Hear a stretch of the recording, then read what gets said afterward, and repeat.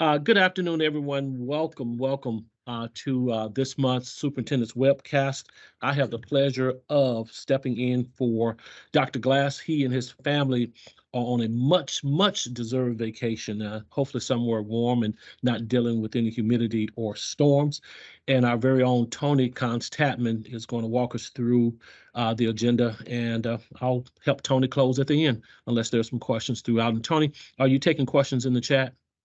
No, not in the chat, just through the Google. Everything else should be the same, everyone. We are running it a little differently. You'll probably notice that as you were coming in, that you're actually coming into a Teams meeting. Perfectly normal. You're not doing anything wrong on your end. We're just running it a little differently.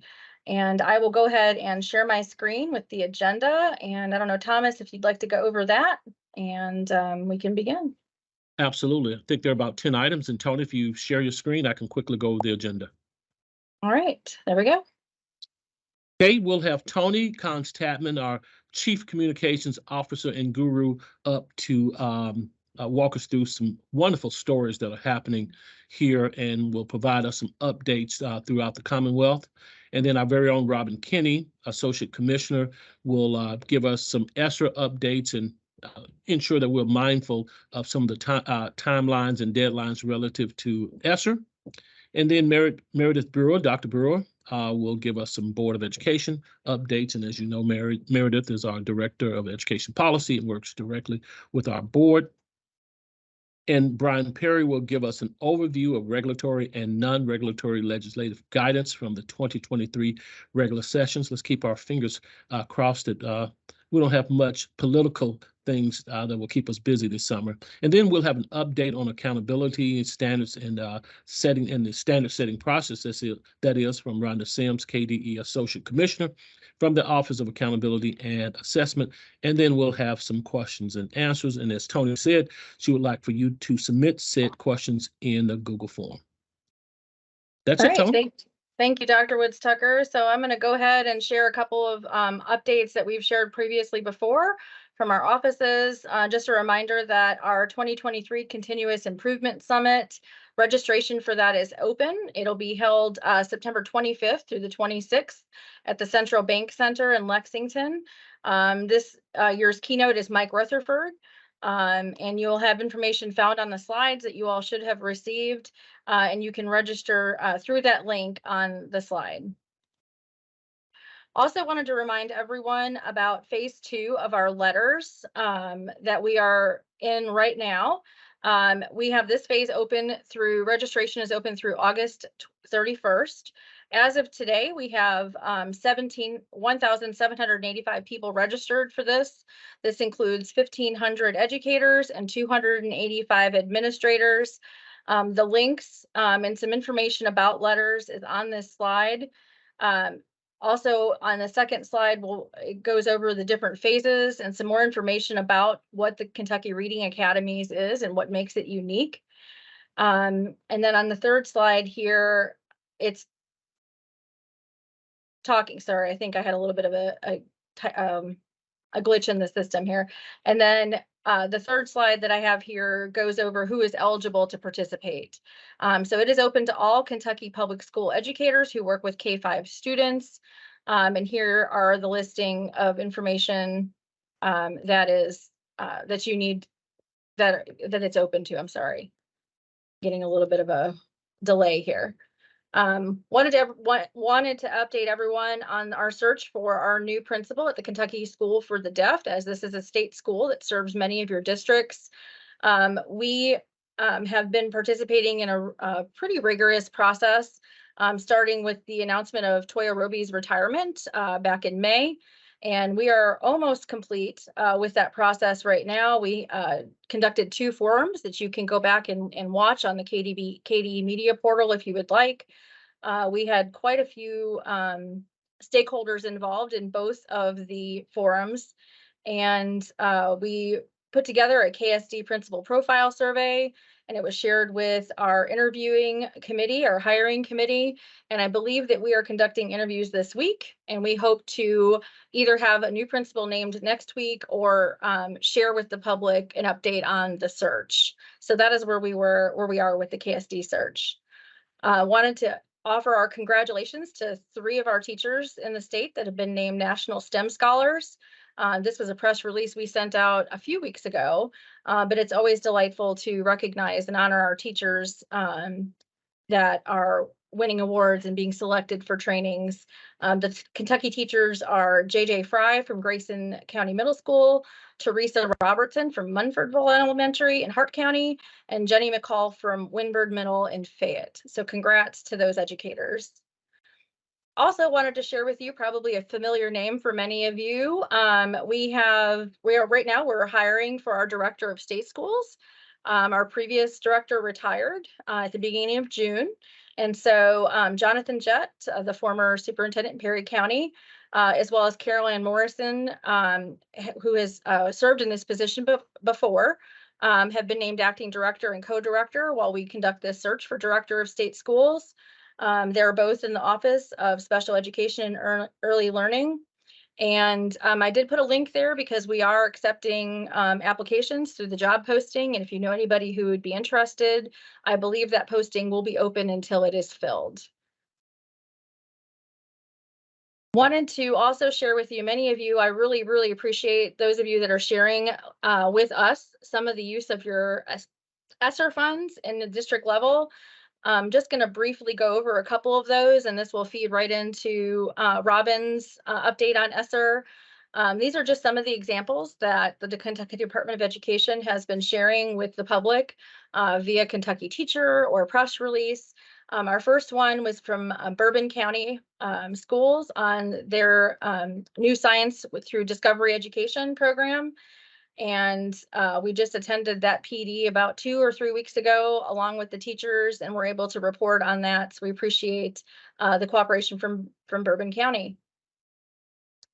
And it looks like I may have added the competitive grants without, well, I'm not sure. There should have been some other ones in here, and I may have, there we are.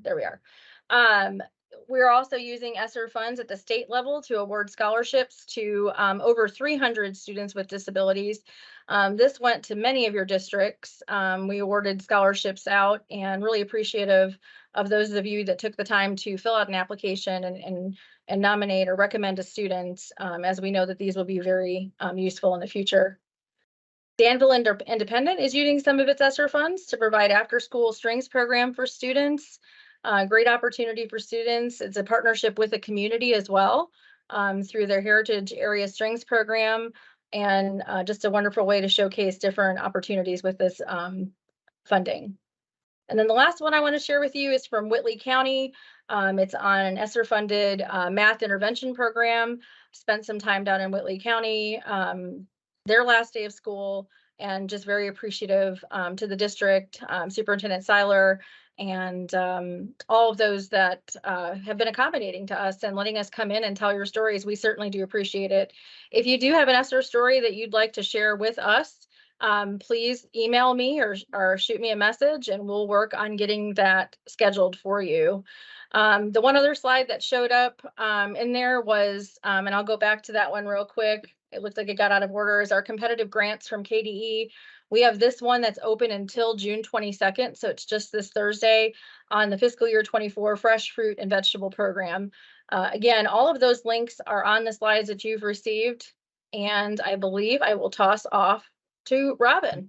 Yeah, Tony, before you toss out to Robin, just a quick comment about the fresh fruit grant. When I was a principal in a district that had a higher percentage of students receiving free and reduced price meals, it gave many of our kids who normally would not have experienced eating certain fruits. You'd be surprised that the types of fruits that you can buy and many of the fruits and vegetables would be new to many students, like kiwi, for example, which is a fruit that many of the kids enjoyed. So Tony, certainly want to thank you and the communications department for advertising that, and certainly encourage all of our awesome principals and their communities to pursue those types of grants. All right, Robin. Thank you, Thomas. Robin? Thank you, Thomas and Tony. Good afternoon, everyone. As Tony mentioned, we are going to talk in our update from the Office of Finance and Operations today about COVID relief funding. and kind of where we are. We're going to take a little snapshot and talk about really the ESSER 1 funds that have concluded. We're going to talk about ESSER 2 and some opportunities available there. And then we're also going to briefly talk about ARP ESSER. So let's start with some good news and pats on the back for our school districts and the department. The ESSER 1 Kentucky allocation of about $193 million has now concluded. The grant period ended on September 30th of 2022. And as you know, we had those 120 days for liquidation period that ended in January. And so we're going through and kind of cleaning everything up and finalizing everything. We did not have any late liquidation requests. And I've just kind of, as a reminder, put the amounts that were sent to local education agencies and the state. That very bottom number is the good news. We did not expend 100%, but we came awfully darn close to expending 100% of the ESSER 1 allocation. We returned about $15,000 out of that $193 million that was made available to help us for COVID relief.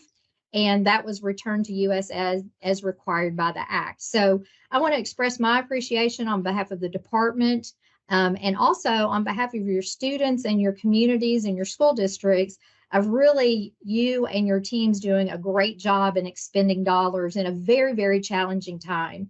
You know, as I reflect back in March when it was first allocated, this money was first allocated, not only were you trying to determine how to spend these dollars efficiently and effectively for your students, but you were also trying to figure out just how to keep operating your schools and delivering instruction. So congratulations to all the school districts and the staff here at KDE that worked so hard to expend those ESSER 1 dollars. We can go to the next slide, please. I also wanted to provide just some updates on annual performance reports because, of course, with the allocation of funds from the federal government, they always want to know how we spend it. And so we go through these annual performance reports with US Ed. Again, my sincere appreciation to the staff in your districts that have worked on providing data and submitting that to KDE. KDE actually submits to US Ed the data for the annual performance report for all the ESSER funds. And the Cabinet for Education and Workforce Development reports on the GEAR funds on behalf of us. So again, we met our submission deadlines. Very much appreciate the work that your staff did to help us meet those deadlines. However, we do know already that we will have to make some corrections and cleanup. So the department anticipates that happening frequently, and they've already given us the dates that the data collection periods will reopen based upon the fiscal years. And I'm providing that to you because I know, you know, people are in and out of the office over the summer, and you'll see some of the summer dates that we may need to reach out to you and your districts as we work on corrections and cleanup for these reports. You can see that it begins in very shortly and will actually continue into once after the school year has started. Next slide, please. The ESSER 2, let's talk about ESSER 2 and ARP ESSER grant periods for just a minute.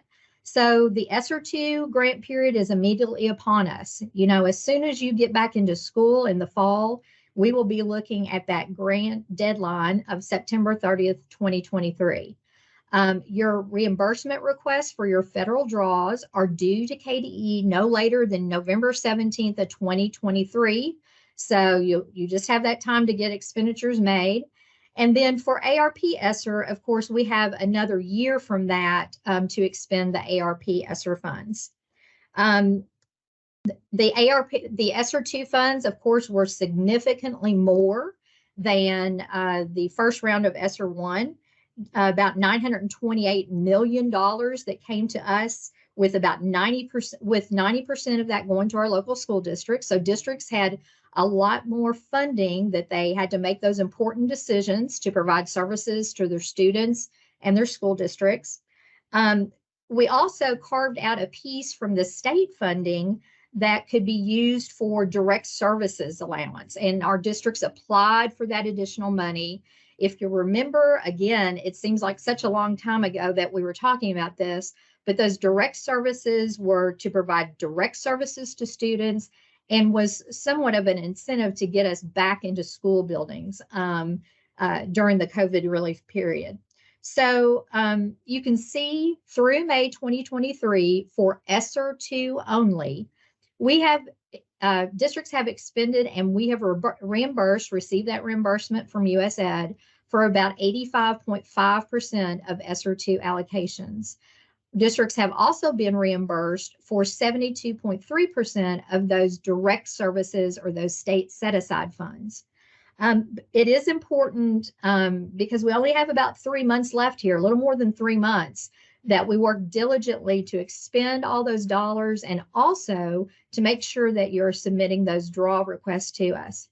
I will share with you right now, we know that when we took this snapshot of your expenditures, you know, your finance officers are very, very busy right now. They're ending the fiscal year and doing all that that entails.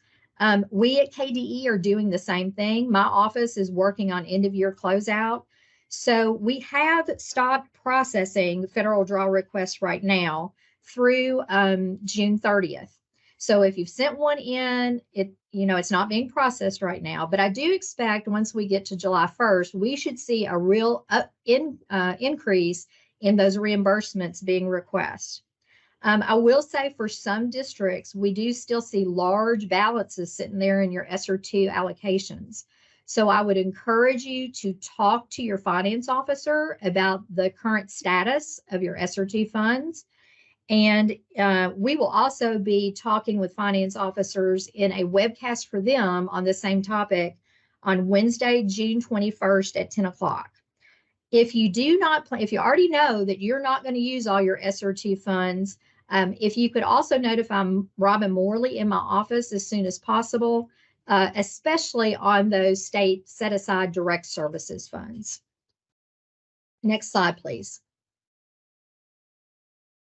I wanted to take a few minutes. As the grant period ends, I'd like to revisit with you this concept of a very limited and narrow opportunity to pursue late liquidation requests. This is liquidation extensions that can be requested by the state on behalf of local school districts and the state itself for ESSER 2 funds. You may recall that this opportunity was first made available under ESSER 1. However, because we had already expended the vast majority of our funds at that time, really by districts and the state, we didn't need to ask for any late liquidation requests. If you'll remember, we do have a period of liquidation right after the grant period ends, and that's 120 days. So that takes us into January of 2024. Late liquidation request would permit an extension of up to another 14 months after that. So extensions could end no later than March 31st of 2025. It is the responsibility of the state agency to determine if there should be a late liquidation application made to USAID, either on behalf of the state itself or on behalf of the district. And I will share with you in the webcast that we have listened to with USAID, extensive documentation would be required to be submitted to substantiate the need for that late liquidation request, and would have to be maintained in KDE throughout the extended liquidation period. I've put in a link to the U.S. Department of Education guidelines for liquidation extensions so that you can become more familiar with sort of the high expectations of a request for late liquidation. Next slide, please. USAID has shared that the SEA could consider a district's request for circumstances, really, they should be for circumstances outside of your control.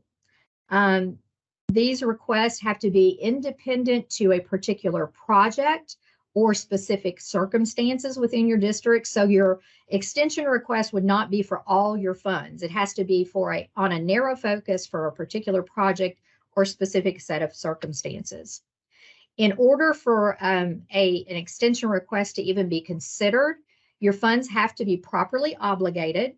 So that means that you have to have a binding written agreement or a purchase order to secure the goods or services that you're trying to obtain. Late liquidation can't be used for some things. So it can't be for those time of services types of activities. So it can't be used for like teacher salary payment. It can't be used for the travel of an employee, but it could be used for those things that you have already entered into a binding valid contract. And due to circumstances really outside of your control, you're running into some problems in either getting delivery or completion of that project. One example would be for delays related to supply or labor shortages for renovation or construction that might be already underway. But as far as you also would need to make sure that you've satisfied and fulfilled the other obligations of the act, including if you had to receive any prior state approvals. And in this example about construction or renovation, that would also include the filing of a BG1 with KDE. Additionally, any request should show very strong evidence that the project could be completed within the extended late liquidation period. So you should already be underway, moving forward. Something's happened outside of your control. You still, if you got the late liquidation period, you would be able to complete your project. So we would also be looking for that. Just needing additional time to expend funds in and of itself is not an adequate reason or justification for an extension request. So again, you're looking for something that's outside of your control. Next slide, please. As I indicated, we did share this information or some of this information about late liquidation requests with the finance officers in their May finance webcast. And I will share with you today, we really only received 2 expressions of interest from districts that wanted to talk to us about a possible need for a liquidation request. So based upon that, we are leaning toward not making an application for late liquidation. However, we really wanted to share this information with superintendents directly and let you all also think about whether you might have this need.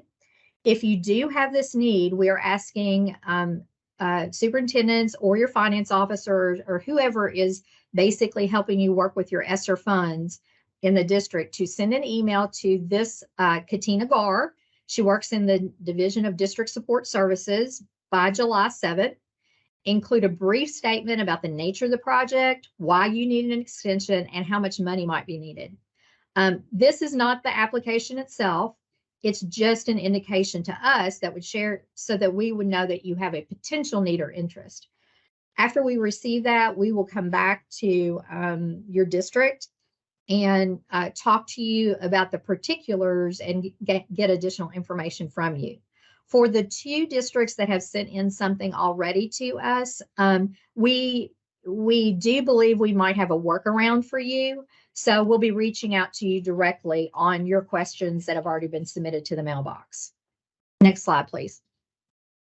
Liquidation extensions are not currently available for ARP ESSER funds. And it is unlikely that we would get the word that they will be available before next spring. This is sort of the pattern that we're seeing on these liquidation extensions. So we do not have any word at this time or a guarantee that late liquidation will be available for ARP ESSER. So U.S. Department of Ed strongly encourages states and LEAs to obligate and liquidate those funds with urgency for activities that support students' academic recovery and mental health. And next slide, please. If you have any questions, of course, you can always reach out to me or Robin Morley in my office. We're happy to answer any questions about late liquidation, the timing or circumstances of any of your ESSER funds at any times. Of course, we also have a great team in our Division of Budgets and District Support Services that also help us, as well as staff in the Office of Continuous Improvement and Support. So a thank you to all the staff here at KDE that help with ESSER funding on behalf of schools and districts. And that's all I have. I'm not sure who I'm going to pass it to next, so I'll turn it back to Tony. Meredith is right on key. She's right on cue. It's Dr. Brewer. She is next. Go ahead, Meredith. Awesome. Thanks, Tony. I wanted to provide an overview of the board's recent meeting. The board met on June 6th and 7th. So just a week and a half ago. We have switched to a 2-day meeting format, so that is something that is somewhat recent, a recent change. The board felt like there was so much that they wanted to discuss and engage in, that there wasn't quite enough time in a single day meeting format, so they are meeting for 2 days now. So we have more opportunities for them to engage in those conversations. If we could go back one slide, we are thrilled to share that we have 2 new members that have been appointed to the board.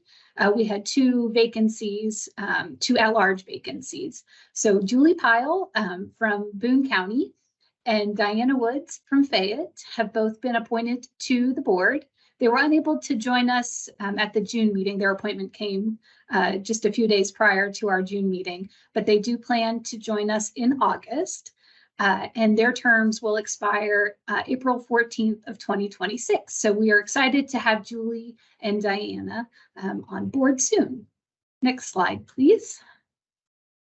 So during that June meeting, we did have the board engage with several action items. So if we go back one slide, apologize, Tony, there we go. So some of those action items included some proposed amendments to the regulation that designates KHSAA as the manager of middle and high school athletics. They had some changes to that regulation as a result of some recent legislation. So that was brought to the board for review and action. The board also annually reviews non-public schools who are interested in certification. And so that is an annual item that was reviewed and approved during the meeting. We also have another annual item where the preschool grant allotment numbers and funding rates are brought to the board for review. And so that was successfully submitted and approved. And there was also a proposed change to a policy with our career and technical schools. And so that was submitted, and that is around admission and attendance. Next slide, please. We had a lot of really exciting review items, and the board really enjoyed some really interesting conversations and presentations. We had Robin's team, who you just heard from, talk about the upcoming biennial budget. The board's responsibility is to hear all of the additional budget requests and to help prioritize those when we submit the budget for consideration. So over the last several meetings, the board has heard presentations on some budget items that different office staff members are interested in proposing and projects that we would love to see funded. We know that not everything that the board requests will be funded, but we've had some really thoughtful presentations from Team KDE. Ultimately, the board will make a kind of final approval of those requests, and that budget will be finalized in October. So in August, they'll have kind of their final conversation about the potential requests. We also had a presentation from Dr. Matthew Courtney and his team. They've recently been leading a Spanish immersion opportunity for school districts. We had some representatives from Shelby County who are taking part. The schools that are participating have a large Hispanic student population, and this is an opportunity for adults, so the educators in those school districts, to be immersed in a Spanish language course. We heard that has been really impactful as they have been able to sort of experience what it's like to learn another language, and really has created a lot of opportunities for them to engage more empathetically with the students who are English language learners in their schools. We also had an update on the Kentucky United We Learn Council. They recently had a convening in April, so we had an update from Karen Dodd, who coordinates the council, and the chair, Audrey Gilbert. And then finally, we had an update on the development of performance outcomes with the state-approved Portrait of a Learner. We've had performance outcomes on 5 of the competencies for quite a while. Those competencies were established in 2019. But in the board's newly approved state-level portrait, they've added a 6th competency, creative contributor. And so the Division of Innovative Learning pulled together various shareholders to develop learning progressions for that new competency, creative contributor. We are working right now, Tony's team and the Division of Innovative Learning, to update the resources that we have around Portrait of a Learner. And so that is where that document will ultimately be housed. Next slide, please. So the board a few months ago wanted to engage with a learning agenda. They wanted to roll up their sleeves, dig in, and learn something. And after having some potential proposals for what that might look like, the board decided they wanted to focus on United We Learn and learning more about this sort of multifaceted initiative that the department is engaging in particular, framed around the inclusive learner experience. And so we created some special committees that had members from Team KDE. We had current teachers, students. We had some paraprofessionals that joined and board members. And we broke into 3 groups aligned with the inclusive learner experience and met throughout the month of May. We actually had 9 committee meetings. Each committee met 3 times. And as part of that process, they developed some value statements that have been put into a document that we're calling the call to action that really captures the board's priorities and vision for how United We Learn will really change the student experience in Kentucky. Right now, the board has approved that document in draft status only. We want to be able to field that document to the Cool Council and others over the summer to get feedback. And ultimately, the board will have a chance to review and hopefully approve that document for broad dissemination when they meet in August. Next slide, please. We had lots of moments of celebration during this June meeting. First thing I wanted to share was about the winners of the Karam Award. David Karam, as you all know, is a huge advocate in the education policy space. Senator Karam was unable to join us, but sent his congratulations to Sarah Vivian and Jeremy Cameron, who were selected by the KBE Awards Committee to receive the 2023 Karam Award. They were able to join us, which we always are happy to hear from our award winners. Next slide, please. We also had the update from the 2023 Teacher of the Year, Mandy Perez. She has spoken on the webcast in the past, so you all know how wonderful she is. And so the board had a chance to hear about her sabbatical and the work that she is and doing currently and has done during her sabbatical here at the department. She will be returning to the classroom in the fall, but we are excited to hear more from Mandy in the future, and her passion for student engagement is really unparalleled. Next slide, please. So we had some sort of bittersweet and some very joyful moments. We did have a chance to share our gratitude for Jude and Joanna, our 2022-2023 non-voting student and teacher members. They each served their one-year term, so this past meeting was their last regular meeting on the board. They have been fantastic advocates and just wonderful representatives of our outstanding student and teachers.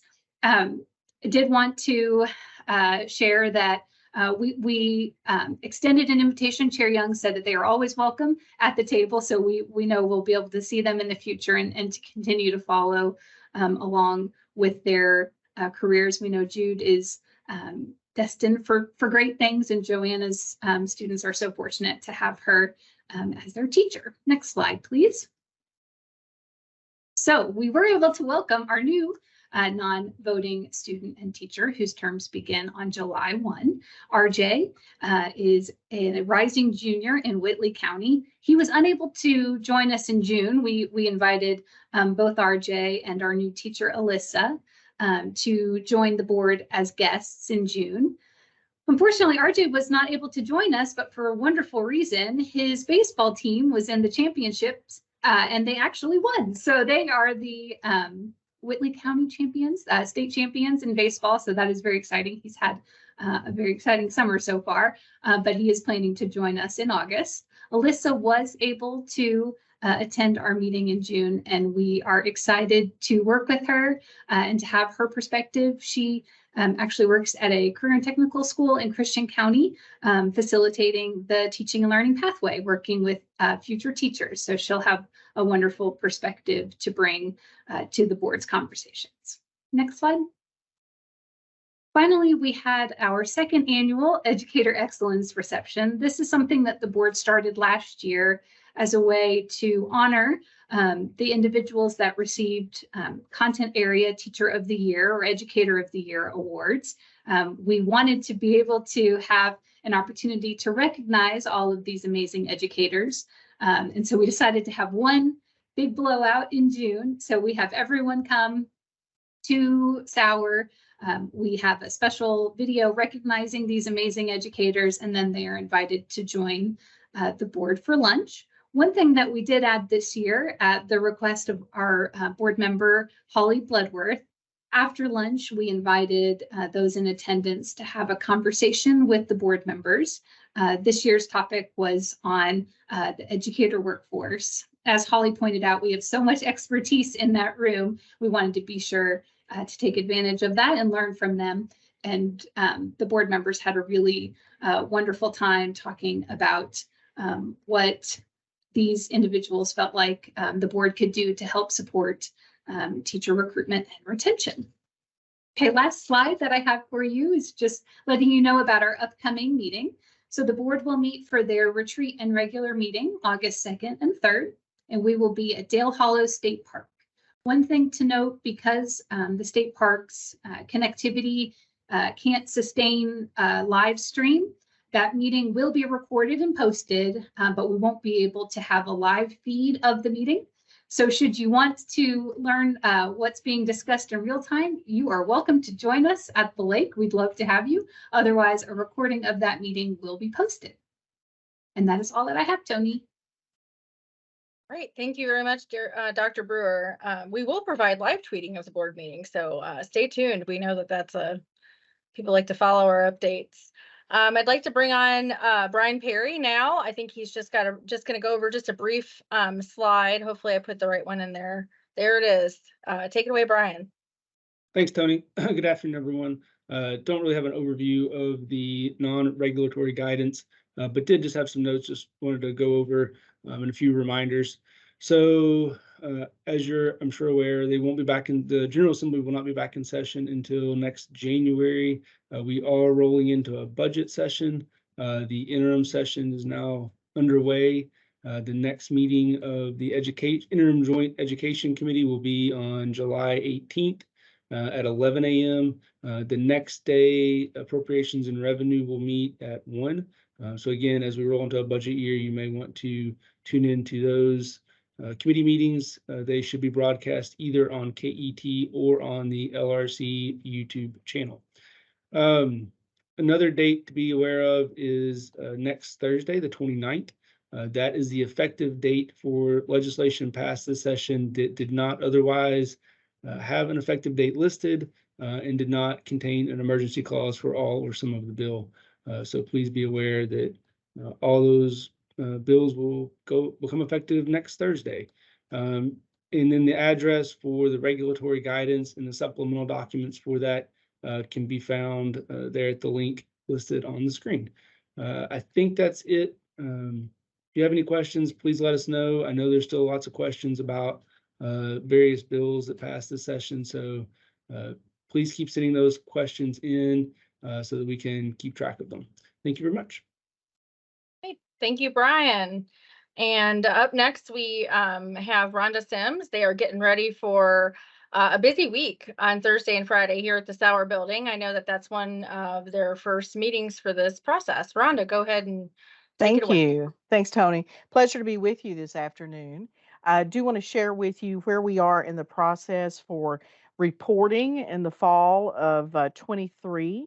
That will be fully implementing the legislation that was passed as Senate Bill 158, which brings in both the issue of status, your current year performance, and change how you compare current year to the prior year. We've had a number of good conversations with our LSAC committee, and as you look at the timeline here, you'll see that we were with them in January and February, and then again in March. We did initial planning January, February. We're with the LSAC for getting some policy guidance from them in March and May. And then where we're at right now is later this week, as Tony indicated, we'll be bringing together a team of stakeholders and educators from Kentucky to begin the drafting of descriptors for different levels of performance within the accountability system. They'll actually look at data when we have that available later in the fall. These two processes, the June and the September, was done together last year. We felt that was a real pressure on people, and it's a little more complicated as we add change in. Also, LSAC had encouraged us to take some additional time so that they also could have more time to kind of think through the process and give us feedback. So we have separated the two big activities out: the writing of descriptions of performance that will occur later this week, and then we'll bring forward the data in September and begin then they may be tweaked a little bit, those performance level descriptions, but that will be actually putting in the cut scores for when you change for different levels of performance. And if we go to the next slide, we'll and what you can see also on the end of that one, that October will be the time frame that LSAC would approve, along with KDE, any cuts that are made and recommended in September. And then we would go through a final step of data cleanup before public reporting. And you have these slides as a reference as well. I want to mention just a little bit about the committee. We have 30 people that have confirmed their attendance on Thursday and Friday of this week. It's a diverse panel serving lots of roles, different guys, districts and schools and community leaders. We did ask the 22 committee to return, and I'm happy to report most of them did not block my communication or cell phone. They said, yes, we'll come back and help again for another year. We did supplement the committee a little bit. We added a district coordinator for special education. We also added someone with expertise in English language learners. But many of the core of the committee, of those 30 people, will be returning from having done this work in 22 when we looked only at status. As we move to the next slide, I'll remind you of the components of the accountability reports, and part of the work of this group is helping to determine where the numbers are behind these categories. When do you move from one to the other? These are spelled out in statute. So for status, which is how you performed in the current year, meaning the assessments and the work that went into the 22-23 school year, what categories, ratings would we place on those? Very high, medium, low, and very low. Those are spelled out in, again, the law in Kentucky statute. That's how we would reflect status. Change is reflected by the 5 you see listed here, from increase significantly to decrease significantly. When we combine status and change at the indicator level, remember, one indicator is things like reading and mathematics. Another indicator are the other subject areas that we assess. Then we have English language learners. So we have a number of indicators that are spelled out in law: post-secondary readiness, graduation rate. For the indicator performance rating of combining of status and change, that's when a color is applied, blue being at the highest level and red the lowest. And then the overall performance rating also uses that color combination as we combine all the data across the system. As we move to the next slide, you can see how this looks a little bit in the school report card, as that is our major way of reporting. So this is a sample from the school report card, not based on real data, but a sample that indicates how it will look when we look at reading and math combined. So as we look at the indicators, it would have a very similar look. It will give you a line of information that's about your status, and you can see it has a little legend to the left side, also a legend for change. And then when we look at the box, that's like a little gauge, like the old-fashioned car gauge, you'll see that where the overall arrow is pointing, that's a yellow in this case, and then the status their current year performance was considered a medium, and then maintain from the prior year when we look at change. So you'd see this similar kind of look for each of the indicators. As we go to our final snapshot from the sample from the school report card, this is how it would look if we were looking at overall performance, where everything is considered and included. Remind you, the Kentucky board established weights that line up with what we're required to do federally. So you would again have this look of a dashboard gauge, like on an old-fashioned car. The little triangle indicates where the overall performance is, and should there be any federal classification, that's something like CSI or TSI, that would be under the that would be listed under that federal classification. Again, this is just to give you a look of how some of those things we've just talked about would appear once we see them in the school report card. So we'll be continuing to reach out through your district assessment coordinators, through opportunities with you as superintendents, to get more information out as we kind of begin to move through this process. But we're getting started this week, and so we're excited to have our 30 Kentuckians back. If you want to see who's going to be attending, Tony, I think your group helped us with a press release, and so you can look at that press release. There's some information about the meeting, and then you'll also see who is going to be attending from those 30 members. So I'll pause there, Tony, and kick it back to you, and stay around in case we have questions. All right, thank you, Rhonda. Yeah, we're really excited. Last year we had a student from Russellville, I believe, Independent, and this year we have one from Paintsville, Independent. Paintsville, that's right. Yes. So really Um, excited that you're including the student voice in there, as well as I know many of our superintendents are on that, and principals and educators. So, and it's always great to see people here at the Sauer Building in person. So if you have any time to spare this week, come out and see us. All right, I think we've reached the portion of the meeting for questions and answers. So let me just quickly, and it doesn't look like we have any that have been submitted in the Google form. So that is great. It means that we've provided lots of, I'll just take that as a sign that we've provided all sorts of great information for you guys, and we're doing a great job of communicating.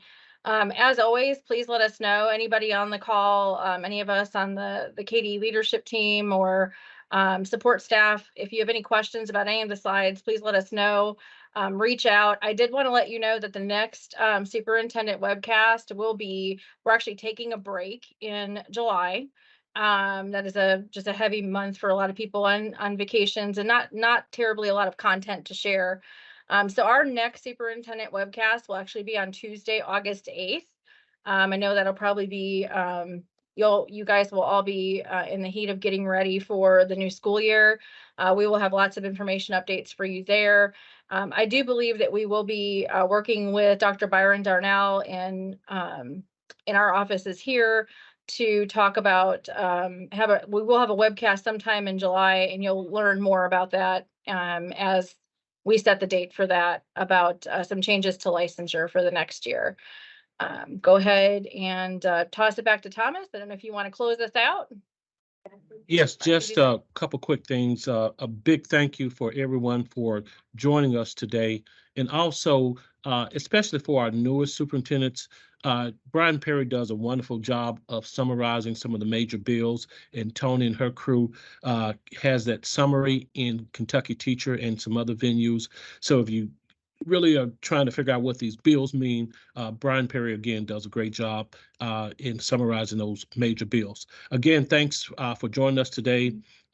Please try to get some rest and enjoy some time with your family and friends, and we'll see you in August.